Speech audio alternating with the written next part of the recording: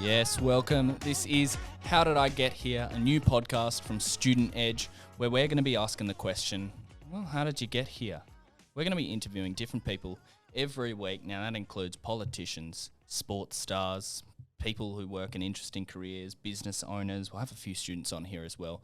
We're going to be talking about, their early lives, high school, what was that like for them, their university lives, everything in between, their first jobs, and how they really started their career.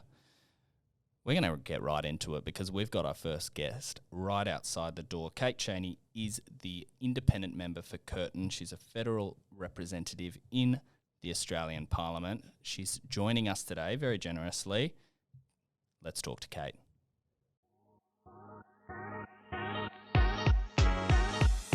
Joining us today on How Did I Get Here, it is the federal member for Curtin, the independent, Kate Chaney. Kate, thanks for being here today. It's a pleasure, Charlie. So you were born in the US, but you did grow up in Perth. How early did that transition come for you? We moved back from the US when I was about 18 months old. Both my parents were from Perth, but my dad had been working over in the States for a couple of years. And as soon as I started speaking with an American accent, Mum said, we've got to go home now. So you did then come over to Perth, where you do have a rich family history here. Your grandfather Fred Sr. and your uncle Fred both served in the federal government on your father's side. What role did politics play in your upbringing and your family life? I think there's a real risk of retrofitting things to fit a certain narrative. And I suppose I was always aware of politics, but I didn't feel that it really was particularly relevant to me any more than, you've probably got uncles who do things and grandparents who do things that are not necessarily something that you see yourself in. But what it did, it was part of a broad family recognition of the importance of service to community. And whether that's in politics or business or law, or all of my aunties were in education, there was that strong sense that you have an obligation to contribute something to the community you live in. We'll rocket ahead now to your high school years. You went to JTC here in Perth. What kind of student were you? I was super nerdy. Yeah. How so? As an eldest child, I think I was, like a lot of eldest children, I was an active conformist. So, I was always part of everything. Joined the whatever team. Had no sporting ability, but was on every team in the B team, and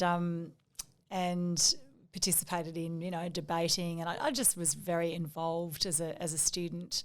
I enjoyed my school years, but looking back on them, I think I didn't really find myself until my university years, like so many kids do. I think you go through and you make the best of what's around you, but it's a time of really trying to work out who you are and who you're not.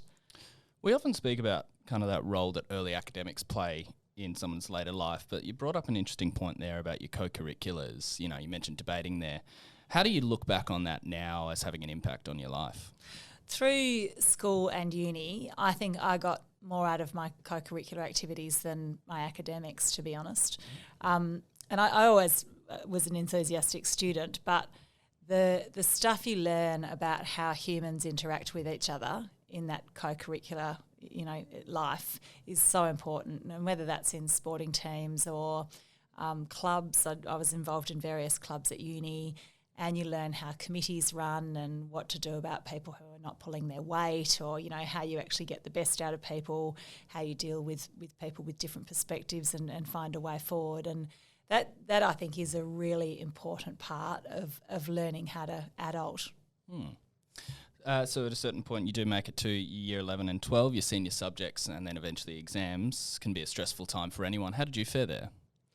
Not too bad, really. I mean, I was. It's interesting. I found the academic side, not too difficult.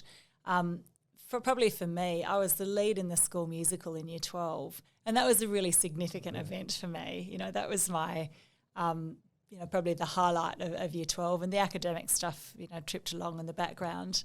But that was fun. What was the musical? I was Eliza Doolittle in My Fair Lady. Oh, yeah.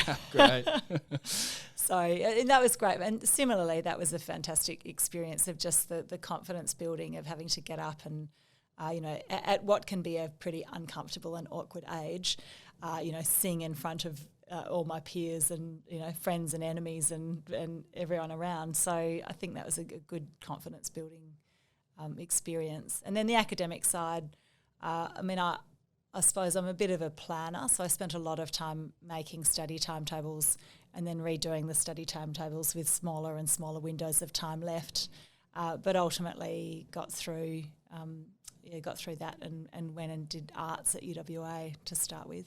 Yeah, we'll get to your uni experience in just a moment. But first, something we ask everyone that comes on this show, what was your first ever job? Was it at high school or throughout uni, a casual job? Yeah, so it was at school, and I had I used to do some babysitting from about year 9 onwards, and then in year 10 I also was working in a food truck at Fremantle Markets making burgers. Oh, really? That's an interesting one. And supermarket, checkout chick a few days after school. So I got quite heavily into the part-time work in year 10, which I think is a fantastic experience. And my son has just got his first job on the weekend in a cafe. Oh, that's great. He's year 9 now, but I think it's a great way just to see more of the world, be treated differently. You're not a student. You're expected to actually pull your weight and do what you have to do.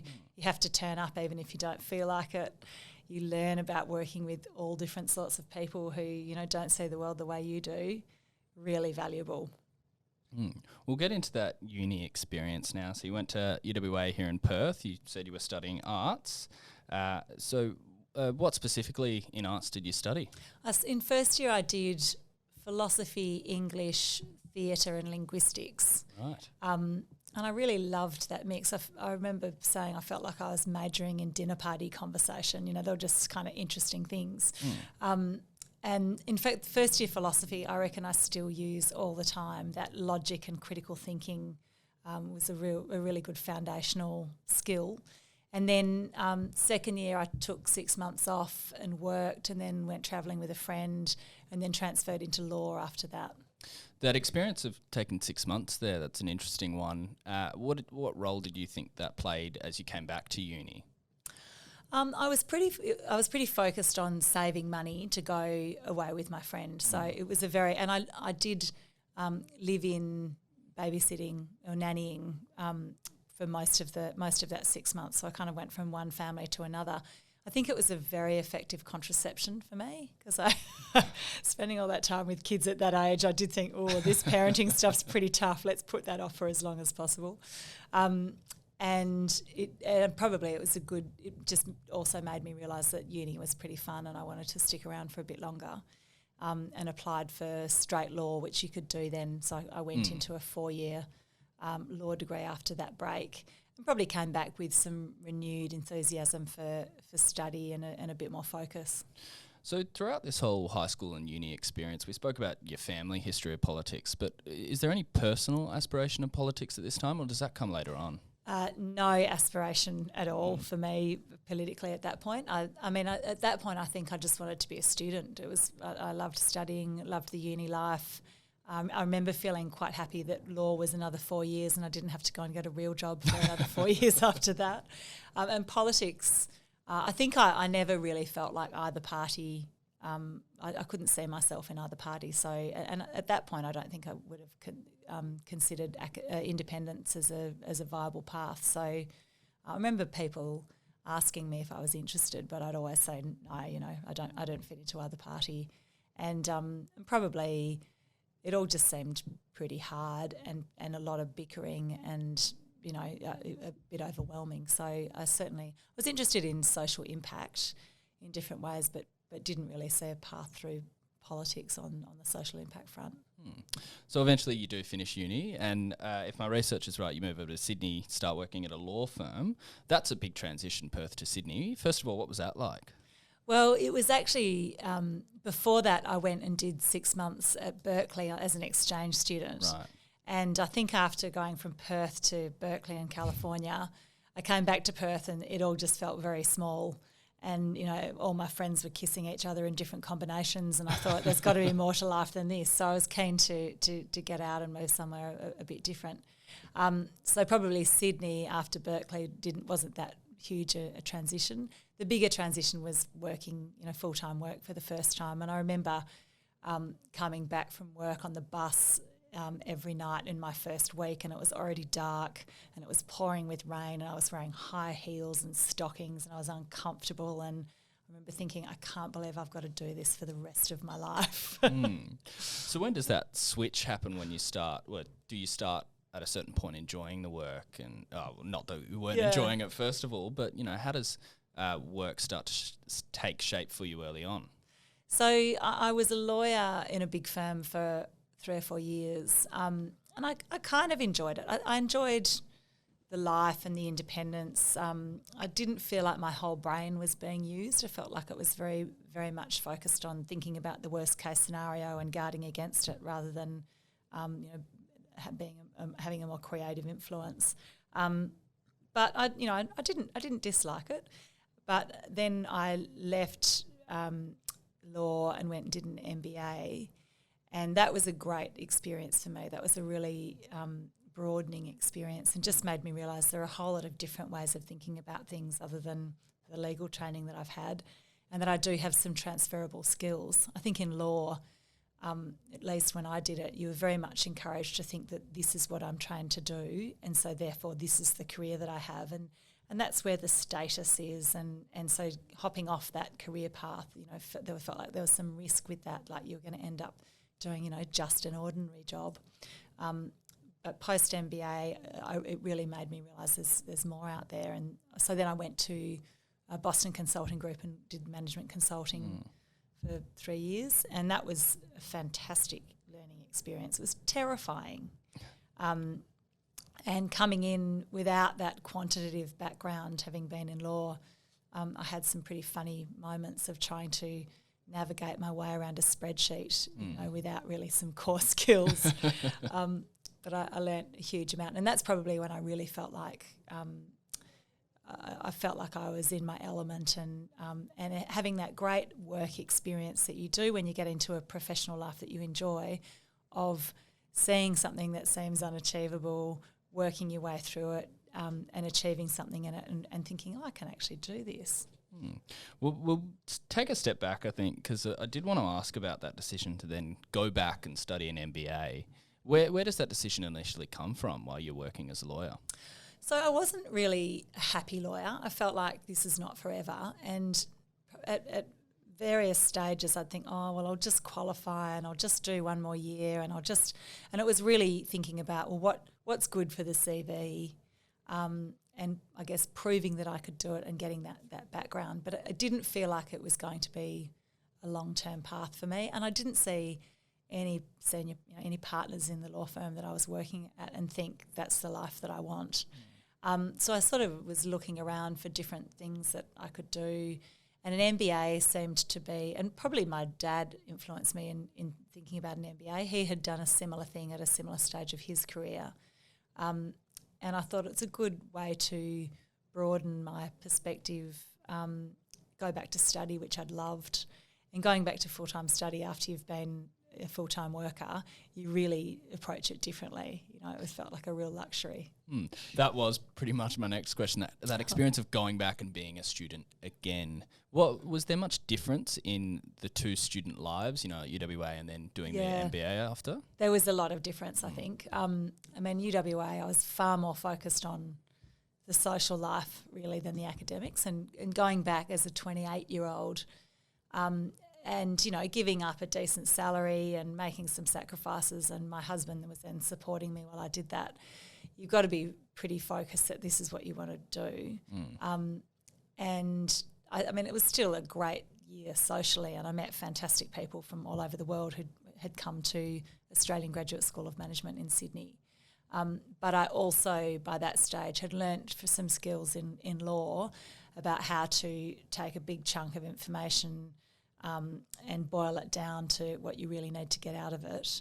So I found, not only did I find that studying easier, but I also did better than I had in uni the first time around, because I just had that ability to really focus on it. And also that knowledge that I'm here because I want to, not because this is the default path, but because I've chosen to be here and spend my days doing this. Now, post-MBA, you built up quite the impressive resume. Going through it, you mentioned Boston Consultancy, you worked for the Perth Airport, a range of different roles at Wesfarmers, and then most recently at Anglicare WA. How do you view that diverse range of experience now? How has it helped you to where you are today?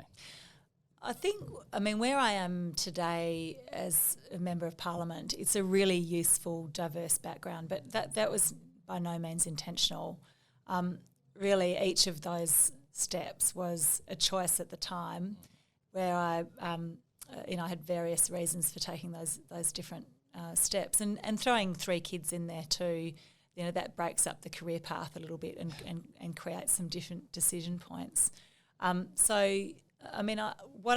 of the things I loved about changing careers and moving from in different areas was being on that steep learning curve. And I do just love that. I think it's so fascinating and so humbling to think you've really got it sussed in one workplace, then you go, going from the corporate sector into the non-profit sector. It's very easy to come in and think, I'll show these non-profit people a thing or two, but actually you've just got so much to learn about different ways of interacting, different prioritising different characteristics, and so I loved that experience too of going, wow, I really, sitting in a group of people who have come through social work or youth work, they just approach things in this emotionally intelligent way that was quite different to the much more outcomes focused approach in the corporate world. Now we're getting closer and closer to the present. Close to 2022, in the lead up to the election, you're approached and then you eventually make the decision to run as an independent in the seat of Curtin. How did that all come about? So probably for the last 5 or 10 years, I've sat on various boards and I've increasingly been interested in our future building system and how we're actually making the future that we want or don't want. And I had done a lot of reading. And my husband kept saying, where's all this reading going? You're reading sociology and politics and economics and philosophy, and it's not going anywhere. I'm just interested in it. And then in January this year, I was approached by 2 people I knew who said, would you be interested in having a conversation with this Curtin Independent group? And I'd read about them in the paper and I thought, oh, that's interesting. Good luck to them. I hope they find someone. But I said, yeah, I'll have a conversation. And in talking to that group, it occurred to me that a lot of the dissatisfaction I felt with how we were making our future was shared across my community. And that was around significant issues like climate, rebuilding trust in politics, long-term economic thinking and inclusive communities. And also just, I suppose, the time I'd spent doing innovation in the non-profit sector had given me that sense that disruption is possible and we can do things differently. So when I was approached, I thought, well, there are lots of good reasons not to do this, but ultimately it felt like something that needed to be done. And trying to look at my background objectively, I thought I've probably got some things to bring to this. So in the end, I said yes. And then we do get to the election period. Now, it's got to be very interesting going through that as someone running for office. If you think about it like a career, it's one of the most public job applications ever. What was that experience like for you? It was completely crazy. Yeah, it was, really on the 20th of January, I said yes. I finished work that day and took 6 months leave without pay. And I pretty much worked 16-hour days for the next 4 months, 7 days a week. So it was very different from the part-time work that I had done throughout the last 17 years while my kids were small. And just such a great mix of challenges, especially doing it from scratch without a political party behind us. We were making it up as we went along. I had a small team who sort of dropped everything and got on board. We had very little political experience, but we kept thinking, well, we want to do things differently. And this surge of community support came up. And we think we had 200 volunteers within a week. We had no idea what to do with them. So we were really, learning on the fly, trying different things, and really just getting out and saying, look, things can be done differently, and if you're interested in being involved, hop on board. And it was amazing just watching this community form out of nothing in a short period and drive this wave of change. So it was a very exciting thing to be part of. The election comes and goes, and it's a very tight count for a bit, but you eventually do win the seat of Curtin. What was your emotional state like then? Well, in the week that votes were being counted, I had this real sense of calm because I felt like I've actually done everything I can here. I've left nothing on the table, and if I win or if I don't win, it's still a good outcome, and I either get to go back to my nice life, or have this new adventure. So I felt quite calm about how it was going to end up. It was very exciting to win, and then there was this weird period of what do we do next? What do I do next? And there's no one to say, now this is what you do. You literally get a call from a government department 10 days later or something saying, come in for a 2-hour, orientation session, and then here are the keys to the office. See you later. And you've got 4 roles to fill, but you work out what those roles are. And so we had to put together a provisional team to start with, and then pick an IT system, like really back to basics. And it's like a startup. So it was sort of like the campaign all over again, but this time it was, even more serious. So, you are elected. You become a federal member for Curtin. I won't keep you for too much longer, but there are a couple more things that I'd like to know. First is there anything you might change along the way that led you up to this point? Oh, that's a really good question. I think I have no regrets, and I think wishing that something had changed, you don't know what the other things that might have also changed. So no. I mean, I suppose reflecting on my path, it looks pretty windy and roundabout. And I remember a recruitment consultant saying, "Oh, well, you've changed jobs a lot, so that's not going to look good." But I think if you follow your heart and what brings you passion at any time, at some point it all fits into a picture. And final question, something we ask everyone here on the podcast: if 15-year-old Kate Chaney was sitting right in front of you, what advice might you give her? I reckon I would say be brave. Just be brave. Follow your heart. Don't let anyone else, tell you what you should be doing. And it will all work out in the end. So I think at that age, every decision feels like a really big decision, but you can always change later on. You're very unlikely to end up doing what you first start out doing. And just do something and say yes to as many things as possible. Can't say it any better than that. Well, the question we ask here on the podcast is how did you get here? We know how you got here, but we're very excited to see what happens next. That's the end of it today. Thank you for joining me today, Kate. Thank you very much, Charlie. It's always fun to have a bit of a reflect. That it is. You can find us student_edge on Instagram, Student Edge on TikTok. Search us up, Student Edge on YouTube. Head to studentedge.org for all our articles, podcast deals, competition, career tips, education advice, and much, much more. Kate, thank you very much. Thank you.